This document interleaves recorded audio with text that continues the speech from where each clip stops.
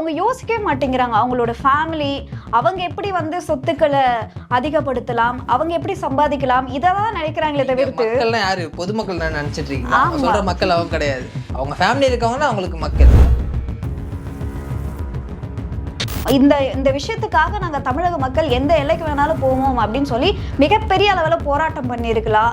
விவசாயிகளை கொண்டு போய் போராட்டம் பண்ணியிருக்கலாம். ஸோ நிறைய விஷயங்களை வந்து பண்ணியிருக்கலாம். பண்ணல அப்படின்னா இப்போ மத்தியில காங்கிரஸ் இருந்தாங்க. இவங்களுடைய பல ஊழல் பட்டிகள் வந்து அவங்க கையில இருந்துச்சு. அவங்களை எதிர்த்து பண்ண முடியாத ஒரு சூழல்ல இருந்ததால தான் அவங்களால பண்ண முடியல அப்படின்ட்டு நிறைய பேர் சொன்னாங்க. துரோகம் அப்படின்ற ஒரு விஷயம் வரும்போது அதுக்கு ஈக்குவலான அந்த பக்கம் திமுக அப்படின்ற ஒரு பேர் இருக்கும். பொம்மை முதலமைச்சர் அப்படின்னு மக்கள் சும்மா சொல்லலைன்னு எனக்கு இந்த விஷயத்தின் மூலியமா புரிய வருது. ஏன்னா குரல் கொடுத்துருக்கணும் இல்லையா? குரல் கொடுக்க வேண்டிய இடத்துல நீங்க கொடுக்காம இப்ப வந்து ஏதோ தாவேக்கா வந்துதான் காவேரி பிரச்சனை வந்தா மாதிரி பேசக்கூடாது. இந்த இஷ்யூ வந்ததா வந்து ஆமா, அந்த காவேரி நீர்லாம் நமக்கு வரணும்னு கூட அவசியம் கிடையாது. நீங்க முறையான டேம்லாம் கட்டி வரக்கூடிய மழை நீரை சேமிச்சாலே தமிழக விவசாயிகளுக்கு அது போதுமான நீரா தான் இருக்கும். அதை கூட பண்ணாம நீங்க எத்தனை நாளைக்கு தான் காவேரியை பிடிச்சி தொங்கிட்டு இருப்பீங்க அப்படின்ற ஒரு விஷயம். அது நம்மளோட உரிமை, நம்ம விடணும்னு சொல்லல. அட்லீஸ்ட் ஆல்டர்னேட்டிவா ஏதாவது பண்ணீங்களா? உங்களால முடியல. 60 ஆண்டுகளா பண்ண முடியாததை இவர் வந்து 2 மாசத்துல பண்றாரு அப்படின்ற அந்த நம்பிக்கை பேர் என்ன அப்படின்னு எனக்கு தெரியல. நம்பிக்கை இல்ல, அது ஒரு எதிர்ப்பு. என்னாலையும் முடியாது, அப்போ உன்னாலையும் முடியாது. இது வந்து தமிழ்நாட்டுக்கு அவங்க இதுல என்ன அவமானம் இருக்கு? நான் ஒரு ஸ்டேட்டோட முதல்வர், என்னோட மக்களுக்காக நான் போய் பேசுகிறேன். அது கொடுக்காது அவங்களோட உரிமை, அதெல்லாம் செகண்டரி. ஆனால் வந்து எனக்கு எந்த ஈகோவும் கிடையாது. நான் என் மக்களுக்காக, என்னோட விவசாயிகளுக்காக நான் போய் பேசுகிறேன். ஆனால் அதையும் நீங்கள் வந்து போகக்கூடாது அப்படின்னு சொல்கிறது வந்து எந்த வகையில்? நீங்கள் உண்மையிலேயே உங்களுக்கு மக்கள் மீது, விவசாயிகள் மீது அக்கறை இருந்தது அப்படின்னா விஜய் ஒரு சேர்ந்து நீங்களும் போயிருக்கலாம். நீங்கள் எல்லாரும் போங்க. என்ன இப்போ ஒரு உதயநிதி போட்டோம், அன்புமணி அவர்கள் போட்டோம், சீமான் இவ்வளோ போராடுறாரு சீமான் அவர்கள், சரி அவரை விடுங்க. கனிம வளங்கள் வந்து 3 மாதத்துக்கு எடுக்கக்கூடாது, அதாவது மாநிலங்களுக்கு கொடுக்க கூடாதுன்னு தடை விதிச்சிருந்தாங்க. அன்புமணி ராமதாஸ் அவர்களை தவிர்த்து வேற யாருமே இப்படி ஒரு விஷயம் முதல்வர் அவர்கள் பண்ணியிருக்காரு பாராட்டணும்னு பாராட்டினாங்களா?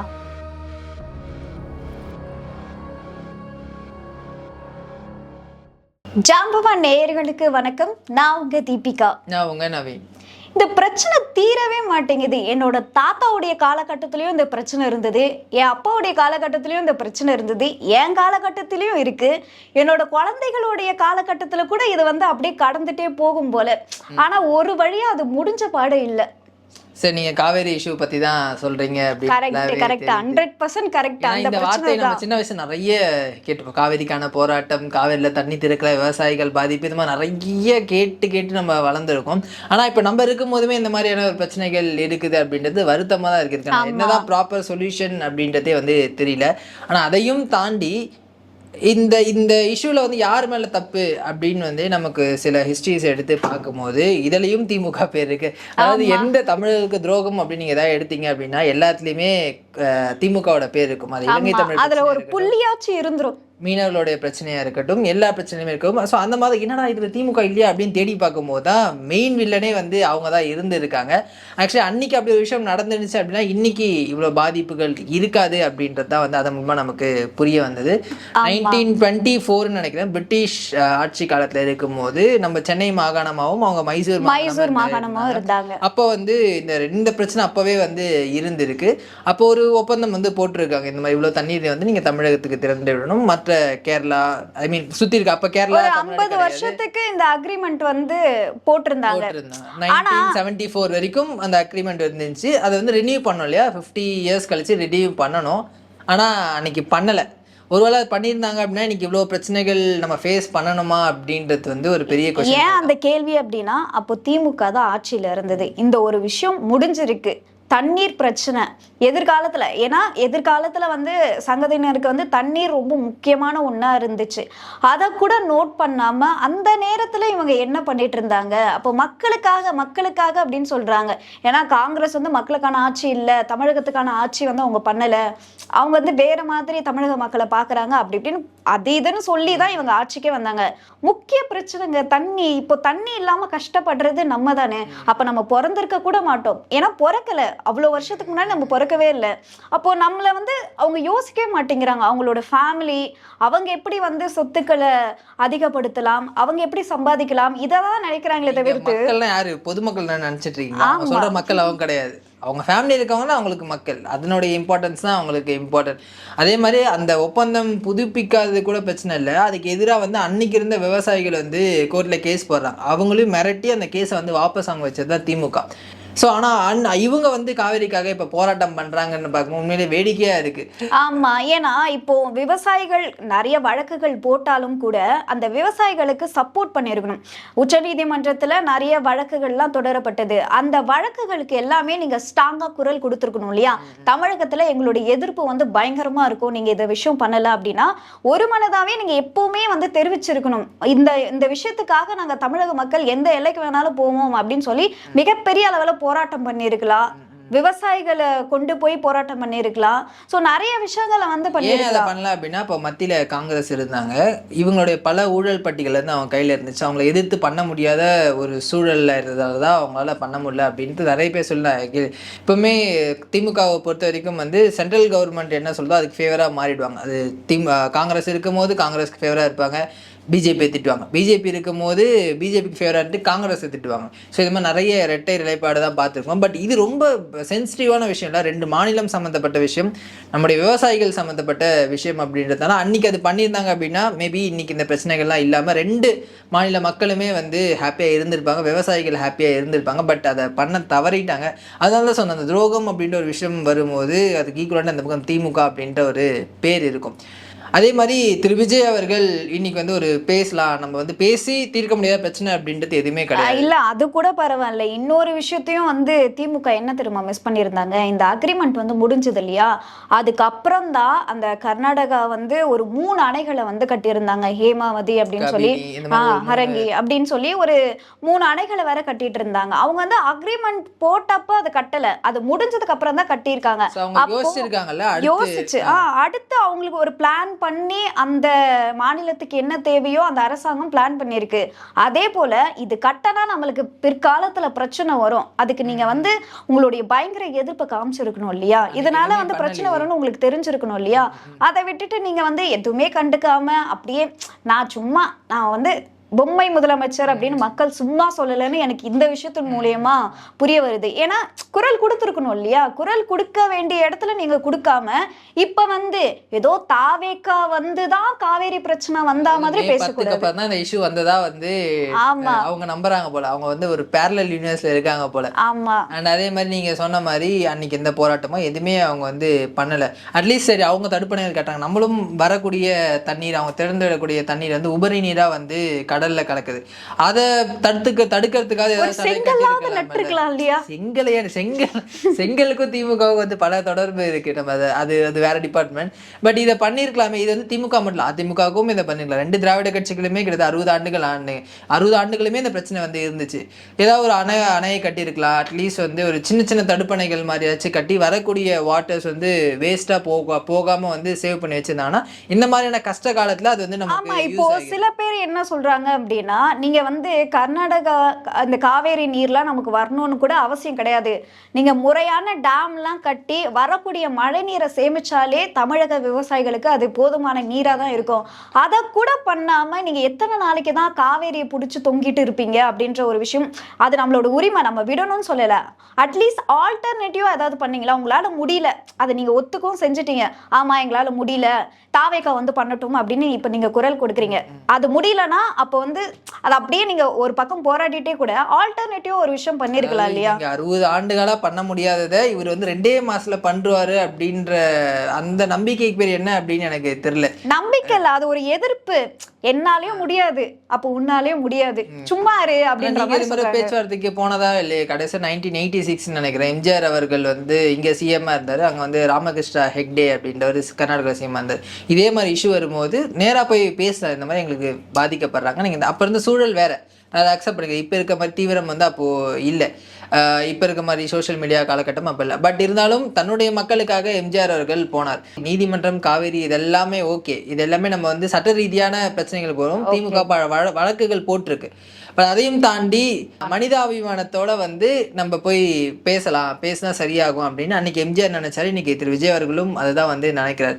சட்டப்பரியான போராட்டம் ஒரு புறம் வந்து இருக்கட்டும், பட் நம்மளுடைய பிரச்சனை போய் பேசலாமே, ஒரு சமரசம் பேசிருக்கலாம். ஏன்னா நீங்க சட்ட ரீதியா எதிர்கொள்ள முடியாத சில விஷயங்களை நட்பு ரீதியா வந்து சாத்தியம் இருக்கு. ஒரு நட்பின் காரணமா, ஏன்னா அது அவங்களுக்கும் தண்ணி தேவை, எனக்கும் தண்ணி தேவை. இருக்கிற தண்ணியை பிரிச்சுக்கிற முறையில வந்து இதை பண்ணா பிரச்சனையே இருக்காது. ஆனா அவங்க ஏதாவது அரசியல் ரீதியா பண்ணலாம். ஸோ இவங்களுக்கும் ஒரு காரணம் இருக்கலாம். அதை 2 பேரும் உட்கார்ந்து அட்லீஸ்ட் ஒரு முயற்சியாவது எடுத்திருக்கலாம். நான் வந்து 100% அதை வந்து முடிவுக்கு வந்துடும் சொல்லலை, அட்லீஸ்ட் ஒரு ஸ்டெப் எடுத்த. ஏன்னா நீங்க வந்து பல வருஷமா திமுகவோட காங்கிரஸோட திமுக கூட்டணியில் இருந்துச்சு. ஏங்க நீங்க தேசிய அளவில் அவங்க கூட கூட்டணியில் இருக்கீங்க. ஸோ இங்கிருந்து நீங்க ஆதரவுலாம் கொடுக்குறீங்க. அப்படி இருக்கும் பொழுது இவ்வளோ பண்றவங்களுக்கு கொஞ்சம் நீங்க கருணை காமிக்கலாமே. அப்படி எத்தனை முறை ராகுல் அவர்களை நீங்க சந்திச்சிருக்கீங்க, எத்தனை முறை அவர் வந்து ஆமா எத்தனை முறை வந்து தமிழகத்துக்கு வந்து வந்திருக்காரு அவரு. ஒரு தடவையாவது உங்களோட பர்சனல் விஷயத்தை விட்டுட்டு காவேரி நீர் பிரச்சனை, இங்க தமிழக விவசாயிகள் வந்து கடுமையா கஷ்டப்பட்டுட்டு இருக்காங்க, பிற்காலத்துல குடிக்கிறதுக்கு கூட தண்ணி இல்லாம போயிடும் போலயே, கொஞ்சம் கருணை காட்டுங்க அப்படின்னு அட்லீஸ்ட் ஒரு நட்பு ரீதியா கூட ஒரு கேஷுவலா கூட வந்து பேசியிருக்கலாம். ஆக்சுவலி இது எல்லாமே பின்னாடி கூட ஓட்டு அரசியல். ஸோ இந்த ஒரு படத்துல ஒரு இதை வச்சுதான் நாங்கள் அரசியல் பண்ணிருக்கோம், இதெல்லாம் வச்சா நாங்கள் எதை வச்சு அரசியல் பண்றதுன்றது தான் வந்து இப்போ ஹிந்தி எதிர்ப்பா இருக்கட்டும், இதுவா இருக்கட்டும், நீட்டா இருக்கட்டும், இது எல்லாமே அது சார்ந்த அவங்க வந்து ஒரு ஓட் பேங்காக தான் வந்து பாக்குறாங்க. இன்னொரு விஷயம், இப்போ கர்நாடகாவில் இருக்கக்கூடிய அந்த மக்கள் வந்து தமிழ்நாட்டுக்கு தண்ணி கொடுக்கக்கூடாதுன்றது ரொம்ப ஸ்ட்ராங்காக இருக்காங்க. நம்முடைய முதல்வருடைய புகைப்படத்தை, பேனர்ஸ் அங்கே வந்து கிழிக்கிட்டாங்க. ஸோ அவங்க வந்து என்னதான் அதை எதிர்த்தா இருந்தாலுமே அவங்க அந்த கருத்தில் ஒற்றுமையாக இருக்காங்க எல்லா கட்சிகளும். ஆனால் இப்போ திமுக வந்து இத்தனை ஆண்டு காலம் ஆட்சியில் இருந்துச்சு, தமிழர்களுக்காக இவ்வளோ போராடி இருக்குன்னு சொல்லுது. ஆனால் நம்ம மாநில முதல்வர் வந்து அங்கே அவமானப்படுத்துறாங்க. அதுக்கு இது வரைக்கும் நீங்கள் ஒரு கண்டனம் கூட தெரிவிக்கவே இல்லையா? அங்கே இருக்கக்கூடிய ஒற்றுமை ஏன் இங்கே இருக்கக்கூடிய கட்சிகளுக்கு இல்லை? ஆமாம், அது கேட்டால் என்ன தெரியுமா சொல்கிறாங்க, நீங்கள் அனைத்து கட்சி கூட்டமே முதல்ல கூட்டலை, எங்களை கூட்டி என்ன பண்ணலான்னு ஒரு சஜஷன் கேட்டிருந்தீங்க அப்படின்னா நாங்கள் ஆதரவு தெரிவிச்சிருக்கோம். ஒன்றுமே பண்ணலையே. ஏன்னா அனைத்து கட்சி கூட்டம் கூட்டி தான் நீங்களும் முறையாக தான் பண்ணீங்க. ஆனால் அப்பவும் முடியல. அப்போ மறுபடியும் அனைத்து கட்சி கூட்டம் வந்து கூட்டி அப்ப நீங்க என்ன பண்ண போறீங்க? ஏன்னா துரைமுருகன் அவர்கள் தான் நீர்வளத்துறை அமைச்சரா வந்து இருந்தாரு. சோ அப்ப வந்து இந்த விஷயம்லாம் நாங்க பண்ணோம், இப்ப வந்து எங்ககிட்ட ஒரு சஜஷன் கூட கேட்கல அப்படின்னு சொல்லிட்டு இருந்தாரு. உங்களுக்கே தெரியும் நிறைய விஷயங்கள் இங்க சாத்தியப்படல அப்படின்றப்ப அதையே நீங்க செஞ்சதையே விஜய் அவர்கள் செய்யும் பொழுது அப்ப எப்படி ஒர்க் அவுட் ஆகும்? தானே போகும். நீங்க எத்தனை அனைத்து கட்சி கூட்டம் நடத்தி இருப்பீங்க, எத்தனையோ விஷயங்கள் பண்ணிருப்பீங்க, ஆனா சொல்யூஷன் கிடைக்கலையே. பட் அவர் புதுசா ஒன்று ட்ரை பண்றாரு, அதையும் நீங்க வந்து வேண்டாம், இது வந்து தமிழ்நாட்டுக்கு அவமானம், இதுல என்ன அவமானம் இருக்கு? நான் ஒரு ஸ்டேட்டோட முதல்வர், என்னோட மக்களுக்காக நான் போய் பேசுகிறேன், அது கொடுக்காது அவங்களோட உரிமை, அதெல்லாம் செகண்டரி. ஆனால் வந்து எனக்கு எந்த ஈகோவும் கிடையாது, நான் என் மக்களுக்காக என்னோட விவசாயிகளுக்காக நான் போய் பேசுகிறேன். ஆனால் அதையும் நீங்கள் வந்து போகக்கூடாது அப்படின்னு சொல்கிறது வந்து எந்த வகையில்? நான் இவங்களும் சொல்யூஷன் தர மாட்டாங்க, சொல்யூஷன் வந்து சொல்கிற வரையும் வந்து நீங்கள் போகவே வேண்டான்னு கம்யூனிஸ்ட் கட்சி கூட இப்போ வந்து சண்முகம் அவர்கள் வந்து இல்லை அங்கே போய் பேசுறதுல ஒரு பிரயோஜனமும் இல்லை, பாஜகவும் காங்கிரஸும் வந்து 2 பேரும் சேர்ந்து தான் இது பண்ணுறாங்க அப்படின்ற மாதிரி சொல்கிறாரு. ஸோ ஒரு தடவை எனக்கு என்ன தோணுது அப்படின்னா, இப்போ காங்கிரஸ் ஆளுங்கட்சியான தாவேகா கூட தான் இருக்கு. அவங்களுக்கு தேசிய அளவில் இவங்களுடைய ஆதரவு தேவை, தாவேகாவுடைய ஆதரவு தேவை. அப்போ வந்து ஒரு சின்ன கோரிக்கை கூட விஜய் அவர்கள் வைக்கலாம்ல, நான் உங்களுக்கு சப்போர்ட் பண்ணா நீங்க எனக்கு இதை பண்ணி கொடுங்க பாத்துங்க அப்படின்னா. நமக்கு தெரியும் கேரளா, கர்நாடகா, ஆந்திரா, சதர்ன் ஸ்டேட்ல தாண்டி இப்ப நார்த் ஸ்டேட்ஸ்லயுமே வந்து அவருக்கான செல்வாக்கு. ஏன்னா மோடி அவர்களுடைய போட்டோவும் இவருடைய போட்டோவும் நிறைய ரீல்ஸ் எல்லாம் வந்து வருது. போய் பேசலாமே, எனக்கு இவ்வளவு செல்வாக்கு இருக்கு, 2029 எலெக்ஷன்ல நான் கண்டிப்பா உங்களுக்கு தேவைப்படுவேன், காங்கிரஸ் ஜெயிக்கணும் அப்படின்னா அப்ப நீங்க எனக்கு ஃபேவரா இதை பண்ணுங்க, இதுல என்ன இருக்கு? ஆமா, இந்த மாதிரியான டீல் கூட வைக்கிறதுக்கான ஒரு முயற்சியா கூட அவர் எடுக்கலாம். ஏன்னா என்ன பேச போறாரு அப்படின்றது அவர் போனதுக்கு அப்புறம் தான் நமக்கு தெரிய வரும். அதுக்குள்ளேயே ஒர்க் அவுட் ஆகாது, போறதே வேஸ்ட் அப்படின்னா ஒரு விஷயம் பண்ணாதாங்க தெரியும் அது ஒர்க் அவுட் ஆகும். அவங்களே வர வேணாம் அப்படின்னு வந்து சொல்லிட்டாங்க. இவங்க பண்ண டிராமாலாம் அங்கே பதற்றமான சூழல் இருக்கு. திரு விஜய் அவர்கள் இங்கே வர வேணாம். ஏன்னா இது எப்படியாவது அரசியல் ஆக்கலாம். திமுக பொறுத்த வரைக்கும் ஏதாச்சும் ஒரு விஷயம் அரசியல் ஆகிட்டே இருக்கு. இப்போ ஒருவேளை நம்ம சிஎம் அங்கே போறாரு, அங்கே இருக்கக்கூடிய போராட்டங்கள் ஏதோ சின்ன ஒரு விஷயம் நடக்குது அப்படின்னா உடனே இவங்க சொல்லுவாங்க, பாருங்க நம்ம சிஎம் அங்கே பண்ணிட்டாரு, அவமானப்படுத்திட்டாங்க, இங்கே இருக்கக்கூடிய தமிழர்கள் அமைதியாக இருக்குன்னு. ஸோ வந்து ஒரு ஸ்டேட் டு ஸ்டேட் பிரச்சனையா மாறும். ஆமா, அதை கூட யோசிச்சு அவங்க வந்து ஒரு ஒரு அறிவிப்பா வந்து வெளியிட்டு அப்படிதான் நினைக்கிறேன். அதை பேஸ் பண்ணி தான். ஏன்னா அவர் அதுக்கு முன்னாடி வரதான் சொன்னார், வரவேற்கிறதுலாம் நேற்று வரைக்குமே சொல்லிட்டு இருந்தார். அப்போ திடீர்னு இந்த மாதிரியான ஒரு முடிவு வருது அப்படின்னும் போது இதுக்கு பின்னாடி என்ன அரசியல் இருக்கு அப்படின்ட்டு நம்மளால வந்து புரிஞ்சிக்க முடியுது. அதையும் தாண்டி இப்போ நீதிமன்றம் காவிரி ஒழுங்காற்று குழு இருக்கு, அவங்க சொல்லியே வந்து அவங்க கேட்கல, அவங்க அப்பீல் போறேன்றாங்க. அப்படி இருக்கவங்கள என்ன பண்ண முடியும்? ஆமா, அப்போ சமரசம் பேச்சுவார்த்தையில ஒரு முயற்சியா கூட நம்ம பண்ணி பார்க்கலாம். அது இன்னொரு விஷயமும் எனக்கு என்ன தோணுது அப்படின்னா, இவங்க வந்து அனைத்து கட்சி கூட்டம் வந்து கூட்டினால்தான் சப்போர்ட் பண்ணுவேன் அப்படின்னு கிடையாது. நீ ஒரு எதிர்கட்சி தானே, உங்களுடைய எதிர்ப்பை பலமா தெரிவிக்கலாமே. அதுவும் இல்லாம இப்போ அங்க முதல்வர் இருக்கக்கூடிய சிவகுமார் வந்து ஸ்டாலின் சாரோட டியர் ஃப்ரெண்ட், இங்க வந்து ஓட்டுலாம் கேட்டிருக்காரு. இவருடைய ஆட்சிக்கு சர்டிஃபிகேட்ல உங்க ஃப்ரெண்டு தானே, போன் பண்ணி சொல்லுங்க, இல்ல என்ன ஆயிடுப்ப, நீங்க நேரா போகணும் கூட வையுங்க, எங்க சிஎம் வராருங்க, கொஞ்சம் பார்த்து பண்ணி விடுங்க. எங்க விவசாயிகள், எங்க உண்மையிலேயே உங்களுக்கு மக்கள் மீது விவசாயிகள் மீது அக்கறை இருந்தா அப்படின்னா விஜய் அவர்கள் சேர்ந்து நீங்களும் போயிருக்கலாம். நீங்க எல்லாரும் போங்க. என்ன இப்போ ஒரு உதயநிதி போட்டோம், அன்புமணி அவர்கள் போட்டோம், சீமான் இவ்வளோ போராடுறாரு சீமான் அவர்கள், சரி அவரை விடுங்க. இல்ல இதுலதான் என்ன அப்படின்னா, பிரேமலதா அவர்கள் வந்து சொல்லியிருந்தாங்க, ஜூலை எண்ட் ஆயிடுச்சுங்க, இன்னும் மழையே வரல, சிஎம் ஒரு ஸ்டெப்பும் எடுக்கல. புரியல இல்ல அப்படி சொல்லியிருந்தாங்க. நான் ஒரு வீடியோல வந்து அதெல்லாம் பார்த்துருந்தேன். அதுக்கு வந்து நிறைய ரியாக்ஷன் என்னவா இருந்திருக்குன்னு நினைக்கிறீங்க? ஒவ்வொருத்தரும் மழை பெய்யும் போதெல்லாம் பிரேமலதா அவர்கள் உங்களுடைய கோரிக்கை நிறைவேறிச்சு, சிஎம் அதாவது விஜய் அவர்கள் சிஎம் ஆனதுல இருந்து மழையா பெஞ்சுக்கிட்டு இருக்கு. பாருங்க எந்த அளவுக்கு பாதிக்கப்பட்டிருக்காங்க அப்படின்ட்டு ஒருத்தரால. என்ன சீரியஸா எடுத்துக்கவே மாட்டீங்களா? என்ன நடந்தாலும் விஜய் அவர்கள் வந்து காரணம் அப்படின்றது, மழைக்கு கூட அவர் என்ன சீரியஸா எடுத்துக்கிறதுனால தான் மக்கள் அவங்களே சீரியஸா எடுத்துக்கல. அதனாலதான் ஒரு சீட்டோட இன்னைக்கு அவங்க மட்டும் சட்டமன்றத்துல வந்து இருக்காங்க. ஸோ திரு ஸ்டாலின் அவர்களோ, திரு உதயநிதி அவர்களோ, எடப்பாடி அவர்களோ எல்லாம் சேர்ந்து போங்க, போய் கேளுங்க, நமக்கான உரிமை தானே. ஸோ நம்ம வந்து கெஞ்சலை ரெக்வஸ்ட் பண்ணிக்க, நம்மளோட இருக்கக்கூடிய சுச்சுவேஷன் வந்து சொல்லணும். அப்படி கேட்டாலும் தப்பு இல்லைன்றது. At the end of the day நமக்கு தண்ணி வரணும், அதுதான் வந்து பிரச்சனை. ஸோ நான் பெரியனா நீ பெரிய ஈகோ பிரச்சனை கிடையாது. ஆனா நீங்க அவர் போறவரே இந்த மாதிரி சொல்லி பயமுறுத்தி அதை அங்க ஒரு இஷ்யூ ஆக்கி இப்ப அவங்களே வர வேணாம்னு சொல்லிட்டாங்க போது திரும்ப அதே ஃபார்ம்ல அனைத்து கட்சி கூட்டம், நீதிமன்றம் போனோம், நீதிமன்றம் ஒரு விஷயம் சொல்லும், அதை காவிரி ஒழுங்காற்று குழு பண்ணுமான்னு தெரியாது. இவங்க திரும்ப அப்பீல் மாநாடு படம் நினைக்கிறேன், ரிப்பீட் வந்தா சுட்டா ரிப்பீட் அப்படின்ற மாதிரி இதை கொண்டு போனோம். ஏன்னா அதை வச்சு அவங்க அரசியல் பண்ண முடியும். இது இந்த பிரச்சனை எதுவுமே இல்லை அப்படின்னா வந்து அவங்களால அரசியல் பண்ண முடியாது. அதுதான் இதுலயும் அவங்க பண்ணிட்டு இருக்காங்க. ஸோ அதை திரும்ப சொல்றது, அந்த துரோகம் அப்படின்ற விஷயம் வரும்போது திமுக எப்பவுமே அந்த ஒரு மொத்த பேருமே இதை வச்சு வந்து அரசியல் தான் பண்ணிட்டு இருக்காங்களோ அப்படின்ற ஒரு விஷயம் தான் இதன் மூலமா வந்து தெரிய வருது. ஏன்னா பாஜக பாத்தீங்க அப்படின்னா, காங்கிரஸும் பாஜகவும் வந்து எதிர்கட்சிகளா இருந்தாலும் கூட கர்நாடகாவில் பாஜகவுடைய ஆட்களே வந்து என்ன சொல்றாங்கன்னா, ஆளுங்கட்சியை பார்த்து நீங்க தமிழகத்துக்கு வந்து தண்ணி தரக்கூடாது அப்படின்னு சொல்லி அவ்வளோ ஸ்ட்ராங்கா போராட்டம் பண்றாங்க. அப்ப காங்கிரஸ் என்ன அவங்க கூட போய் கூட்டிட்டு வந்து போராட்டமா பண்ணிட்டு இருக்காங்க. அப்ப ஏன் வந்து திமுக மற்ற கட்சிகள்லாம் வந்து எங்களை கூப்பிடவே இல்லை அப்படின்னு சொல்றாங்க. மக்களுக்காக இருக்காங்க, இவங்க வந்து டிராமா பண்றாங்க, அது மக்களுக்கும் தெரியும். ஸோ அதான் இந்த மாதிரி ஒரு விஷயமா வந்து எக்ஸ்போஸ் ஆகிட்டே வந்து இருக்காங்க. இப்போ நம்ம வந்து அது மக்களுடைய பிரச்சனையா நினைச்சா கூப்பிடவே கூடாது, வாங்க மொத்தமா சேர்ந்து போராடுவோம். நீங்க போங்க, உங்களுக்கு இத்தனை ஆண்டு காலம் நீங்க வந்து பதவியில இருந்திருக்கீங்க, சிஎம் வந்து நீங்க போங்க. நீங்க விஜய் அவர்கள் நீங்க சிஎம் அக்செப்ட் பண்ணல, ஆட்சிக்கு அவருன்னு சொல்லி நீங்க போங்க. சரி விஜய் கூட விட்டுருங்க, அவர் வந்து மக்களுக்கு பண்ணலன்னு கூட நீங்க போங்க, உங்க பையனும் நீங்களும் போய் சமாதானம் பேசிட்டு வாங்க. என்ன விவசாயிகளை நீங்க வந்து கூட்டிட்டு போங்க. ஏன்னா உங்களுடைய இது வந்து விவசாயிகள் நல்லா இருக்கணும் அப்படின்னு சொல்லிதான். விவசாயிகள் இந்த விஷயத்துக்கு பல வருடமா போராடிட்டு இருக்காங்க, அவங்க வரமாட்டேன்னு சொல்ல போறது இல்ல. நீங்க ஒரு தமிழக மக்களா போய் கூட போராடலாமே. அதாவது பிரச்சனையை தீர்க்கணும்னு நினைச்சுன்னா நிறைய வழிகள் இருக்கு. பட் அவங்க வந்து பிரச்சனை தீர்க்கணுன்ற மைண்ட் செட்ல இல்லை, இது வளர்ந்தாதான் நம்ம இதை வச்சு அரசியல் பண்ணுற மைண்ட் செட்ல இருக்கவங்க எப்படி இதெல்லாம் பண்ணுவாங்க. அது எண்ட் ஆஃப் நம்ம திரும்ப கோர்ட்டுக்கு தான் போறோம், அவங்க ஒரு தீர்ப்பு கொடுக்குது, அவங்க வந்து தண்ணி திறக்கன்னு தான் சொல்றாங்க. பட் அவங்க கேட்கணும் இல்லையா? அதை தாண்டி இது இன்னும் லீகலா போயிட்டே இருக்கும். 2026 நம்ம பேசிட்டு இருக்கோம், மேபி 2046 இந்த மாதிரி டேங்கர்ஸ் உட்காந்து இதே விஷயத்தை வந்து பேசிட்டு இருப்பாங்க. அப்போ கூட திமுக ஆளுங்கட்சியா இருக்காது, வேற யாருன்னா ஒருத்தர் இருப்பாங்க, இல்ல வந்து இந்திய சிஎம் கண்டினியூ ஆகிறது கூட வாய்ப்பு இருக்கு. இல்ல அப்பயும் திமுகவுடைய வாரிசு யாராவது வந்து அப்ப இன்பநிதி இந்த போல பேசிட்டு இருப்பாங்க. ஆமா, இன்பநிதி வந்து இருப்பாரு, அவரு போராட்டம்லாம் அறிவிச்சிருப்பாரு அப்பெல்லாம்.